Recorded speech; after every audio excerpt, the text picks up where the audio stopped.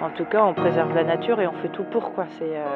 On se remet en question continuellement et que ça va encore évoluer. Comment, j'en sais rien. J'espère que ça ira vers le bon et qu'on trouvera des solutions qui s'adaptent à tout le monde.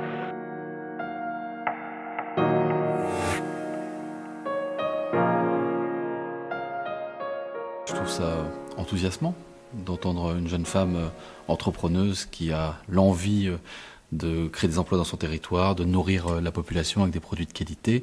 Il faut redire que nous devons inventer le monde de demain sans pesticides de synthèse, que nous devons inventer de nouveaux modèles.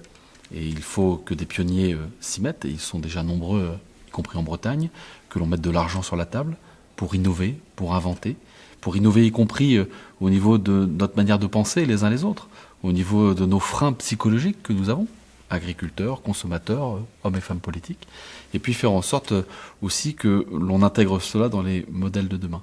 Et c'est un des enjeux considérables qui doit être mené bien sûr à l'échelle d'une région, mais aussi à l'échelle nationale, et j'ai envie de dire surtout à l'échelle européenne.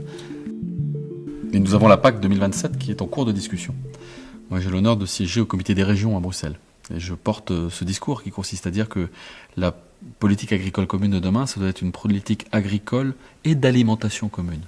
2040, 2050, on doit sortir des pesticides de synthèse. La région Bretagne souhaite 2040. Et qu'en fixant ce cap, on mette des moyens à l'INRAE, des moyens aux laboratoires de recherche, des moyens aux universitaires pour qu'ils inventent des solutions alternatives dans la lutte biologique, qu'ils inventent des solutions alternatives dans les processus mécaniques, qu'on invente des nouveaux modèles de protection aussi des agriculteurs.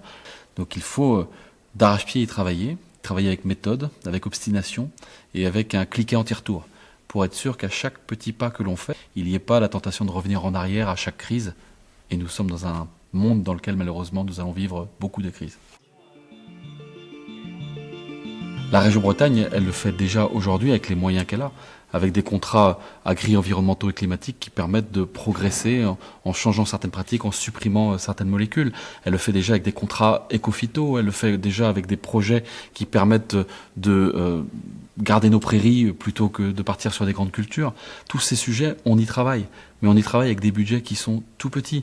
On nous demande de changer le monde avec une pince à épiler et un cure-dent, alors qu'il nous faudrait des moyens beaucoup plus importants.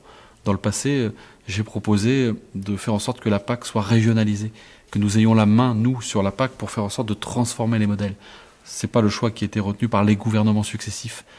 Je pense qu'il va falloir que l'Union européenne pose encore une fois des caps et donne des moyens aux territoires pour transformer. Parce qu'il faut un cap clair et des moyens locaux pour le faire. Quand j'entends certains dire plus de normes, plus de règles, plus de contraintes, ça veut dire quoi ?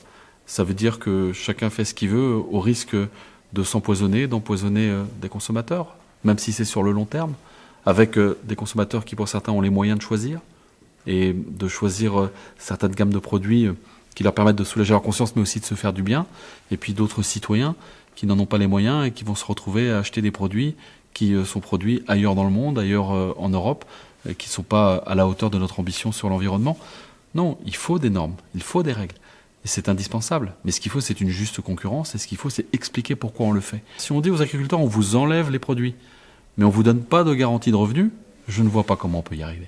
À part créer de la violence, à part créer de la peur, à part créer une colère sourde contre les politiques qui promettent, mais qui après derrière ne proposent pas de chemin, ou contre cette société tout entière qui montre du doigt les agriculteurs comme s'ils étaient les seuls responsables. Non, c'est bien le système qui a été organisé et qui fait qu'on est dans la situation dans laquelle nous nous trouvons aujourd'hui.